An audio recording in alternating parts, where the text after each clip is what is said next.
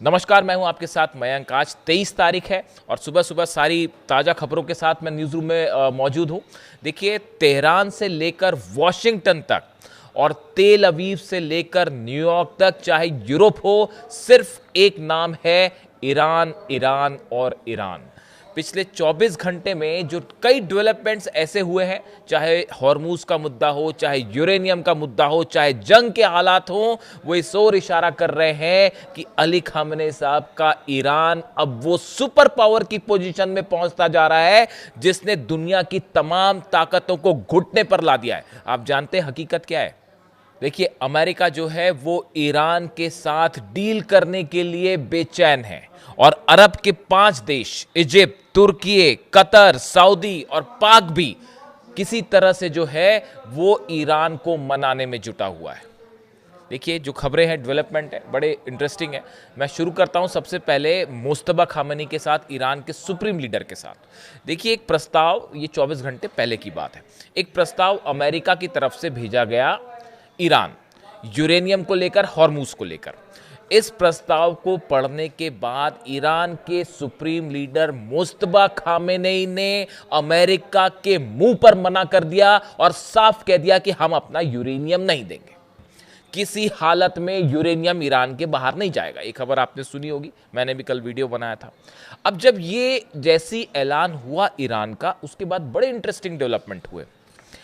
Abraham Lincoln जो aircraft carrier खड़ा हुआ है ओमान की खाड़ी के पास, अमेरिका का, उसमें से अचानक से कुछ F-35 फाइटर जेट्स ने टेक ऑफ किया। शायद दबाव बनाने की कोशिश थी। अमेरिका को भी ये बात समझ आ गई थी कि ईरान जो है वो यूरेनियम के लिए कतई तैयार नहीं होगा, तो अमेरिका ने अपना वही दबाव बनाने का खेल शुरू किया और अब्राहम लिंकन एयरक्राफ्ट कैरियर से कुछ F-35 जेट्स ने टेक ऑफ किया और वो ईरान की तरफ बढ़ने लगे। इसी बीच अचानक खबर आई कि ईरान ने अपने मिसाइल्स को लॉन्च पैड पर एक्टिव मोड में ले आए हैं और निशाने पर है इजराइल, और अगले चंद मिनटों के अंदर इजराइल पर भयंकर मिसाइल अटैक हो सकता है। जैसी ये खबरें बाहर आई, उसके बाद पूरे इजराइल में पैनिक का माहौल था। इजराइल की सेना में घबराहट थी। इजराइल के जितने डिफेंस सिस्टम थे वो दौड़ भाग के एक्टिव किए गए और ये हालत थी 2 घंटा इजराइल में। ऐसा पैनिक था कि मानो ऐसी दहशत ईरान के मिसाइल्स की, ऐसी दहशत खुर्रम शहर की, फतह की और सेजिल की, कि ऐसा लग रहा था इजराइल को कि भाई इस बार इधर से हमला नहीं होगा, इस बार जो है ईरान प्रीएम्प्टिव स्ट्राइक करने वाला है और जबरदस्त ठोकने वाला है इजराइल को। इस तरह की खबरें थी और आप यकीन मानिए वो हालात थे 2 घंटा इजराइल में कि आपाधापी मची हुई थी। जितनी सुरक्षा एजेंसियां हैं, इमरजेंसी सिस्टम्स हैं, डिफेंस सिस्टम्स हैं, सब एक्टिव किए गए और सब ये मान के चल रहे थे कि अब ईरान ने हमला किया, तब हमला किया। भयंकर पैनिक था। इसीलिए कहा जा रहा है, खौफ जो है महसूस कीजिए ईरान का और ईरान की मिसाइलों का। तो देखिए, ये एक पूरा चैप्टर था कल रात का जो बड़ा इंटेंस रहा। जो ये हवाई जहाज टेक ऑफ किए, उसके बाद फिर वो जहाज वापस आ गए, वो कुछ एंटर नहीं कर पाए, वो वापस ही आ गए। 2 घंटे तक ही कहानी चली। इसके अलावा देखिए, आप जो बड़ी खबर आ रही है, तुलसी गबार्ड ने इस्तीफा दे दिया है, इंटेलिजेंस चीफ अमेरिका की। यानी आप सोचिए अमेरिका में हालात कैसे हो गए। 2 दिन पहले खबरें थी कि तुलसी गबार्ड जो है डायरेक्टर ऑफ इंटेलिजेंस, इनके 2 बड़े करीबी और बड़े अधिकारियों ने इस्तीफा दिया।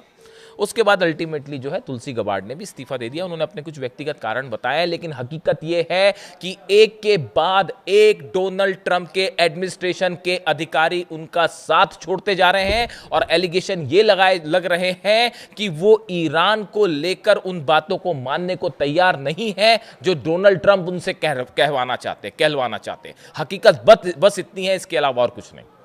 अपनी सुविधा के मुताबिक ट्रंप एडमिनिस्ट्रेशन जो बयान दिलवाना चाहते हैं या ट्रंप की जो कोशिशें हैं उसके लिए राजी नहीं थे।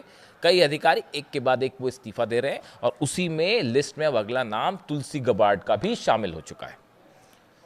और भले उन्होंने अपना व्यक्तिगत कारण बताया हो, लेकिन आप सोचिए ईरान के बीच में, जंग के हालात में, जंग के बीच में तुलसी गबार्ड का इस्तीफा देना, ये बताता है कि ईरान ने पूरे वर्ल्ड ऑर्डर को अब रीसेट मोड में डाल दिया है। रीसेट मोड होता है ना कि जो सुपर पावर पहले अमेरिका कहलाता था, अब उसको रीसेट कर दिया गया है और वो अब सुपर पावर की परिभाषा ही बदल गई।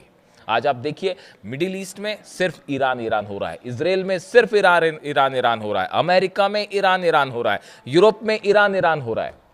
कुछ तो वजह होगी उसकी। इसके अलावा देखिए अब जो खबर आई जिस तरह से कि मुस्तफा खामेनी ने अपना यूरेनियम देने से मना कर दिया, उसके बाद ये हुआ कि अब मामला जंग की तरफ बढ़ चुका है। किसी सूरत में जो है वो जंग नहीं टलेगी, बस यही आखिरी रास्ता है।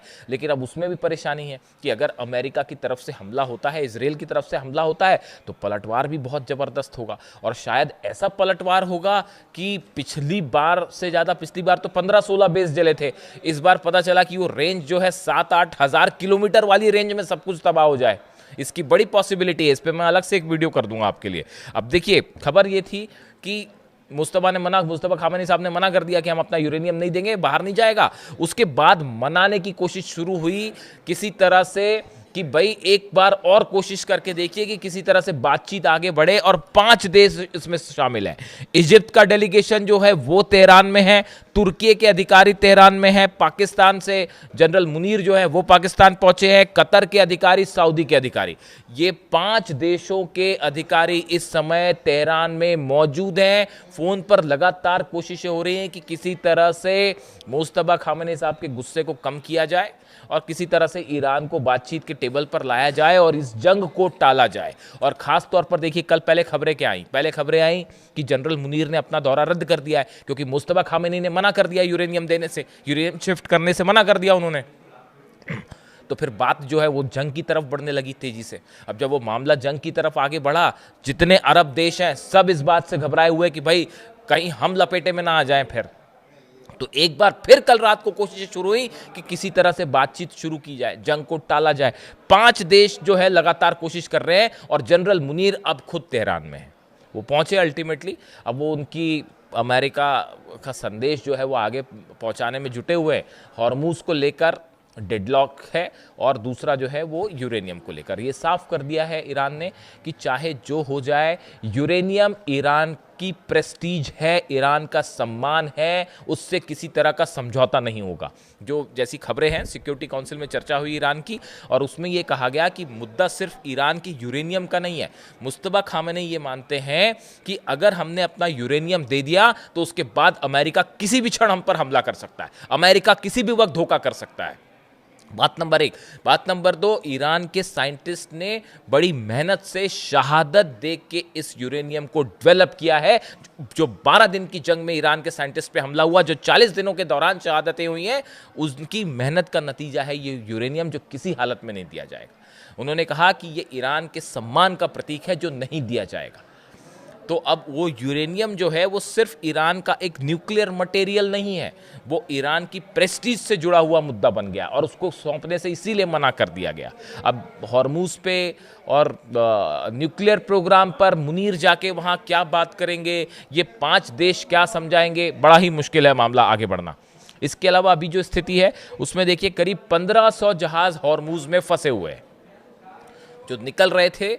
कुछ अब वो भी मुश्किल हालात में है क्योंकि हॉर्मूज में ईरान ने अपनी पकड़ बेहद मजबूत कर दी है। और पहले तो कुछ एरिया था हॉर्मूज का जो कंट्रोल कर रहा था, अब वो इधर यूएई से लेके उधर ओमान तक जो है वो ईरान ने अपनी नेवी उतार रखी है। और अमेरिका की नेवी ने इस बात को स्वीकार कर दिया है कि हम यहाँ से निकलने वाले जहाज़ों को सुरक्षा नहीं दे सकते। ये बात भी उन्होंने जो है सेंटकॉम ने दबे छुपे शब्दों में उस बात को स्वीकार कर लिया है। अब देखिए इसी बीच जो है एक बहुत बड़ा डेवलपमेंट है, बेहद अहम डेवलपमेंट। रूस पर एक हमला हुआ है लुहांस्क में। लुहांस्क में एक स्टूडेंट डॉर्मेटरी थी, एक ऐसी बिल्डिंग थी जिसमें काफ़ी सारे स्टूडेंट मौजूद थे, छात्र मौजूद थे। इसके ऊपर ड्रोन स्ट्राइक हुई, इसके ऊपर बड़ा हमला हुआ है। नतीजा ये हुआ वो पूरी बिल्डिंग गिर गई है और कई छात्रों की मौत हो गई है और कई उस मलबे में इस वक्त दबे हुए हैं।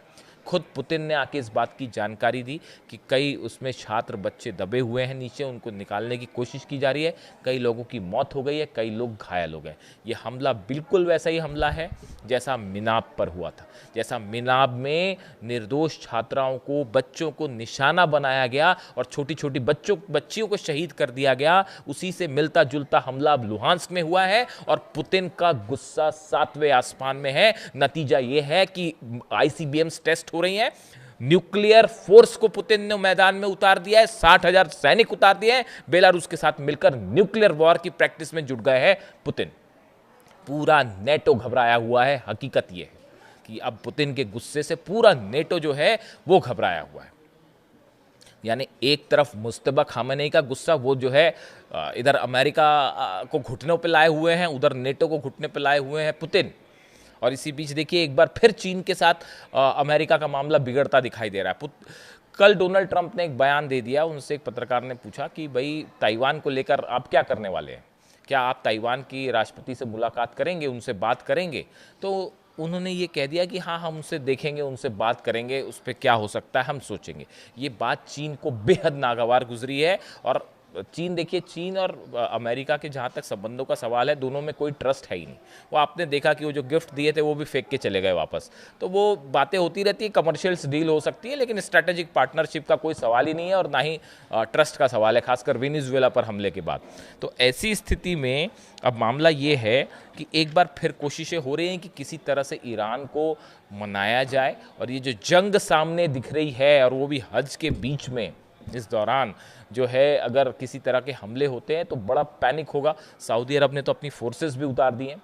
और मक्का के आसपास कल हमने देखा कि बड़ी संख्या में सेना थी वहाँ पर, और एक बड़ा सिक्योरिटी के इंतजाम थे, क्योंकि सऊदी समेत तमाम अरब देशों को कल बीच में हालात ऐसे हो गए थे। असल में जब मुस्तफा खामेनी साहब ने मना कर दिया यूरेनियम देने से, तब अचानक से इस तरह का माहौल बन गया था, पैनिक हो गया था कि शायद आज रात या 48 घंटे के अंदर हमला हो जाएगा। उसकी तैयारी में अरब देश जुड़ गए थे कि भाई हमला होगा तो हमारे यहाँ तो मिसाइल आनी तय है। बिना वहाँ से अरब देशों से फाइटर जेट टेक ऑफ किए तो अमेरिका लड़ ही नहीं पाएगा। तो ऐसे हालात में वहाँ पे बड़ा पैनिक का माहौल था। और उस बीच फिर जो है ये एपिसोड हो गया कि इजराइल पर हमला होने वाला है और ईरान इस बार गजब हमला करेगा। ज़बरदस्त पैनिक का माहौल था। इसीलिए मैं कह रहा हूँ कि जो है तेहरान से लेकर वाशिंगटन तक सिर्फ ईरान ही ईरान है। अब जनरल मुनीर तेहरान में क्या बात करते हैं, बातचीत वाली बात, हालांकि मेरी तो स्पष्ट राय है किसी तरह की ना कोई डील हो सकती, ना कोई बातचीत हो सकती, कहीं कोई संभावना नहीं है। या तो अमेरिका हार मान के वापस निकले, नेतन्याहू हार मान के वापस हो जाए, या फिर जंग करें और जंग करने की हिम्मत दिखाएं और ईरान का करारा पलटवार देखने को तैयार रहें। बस यही है, इसके अलावा कुछ नहीं। जो अपडेट होगा आप तक पहुंचाऊंगा। Thank you so much.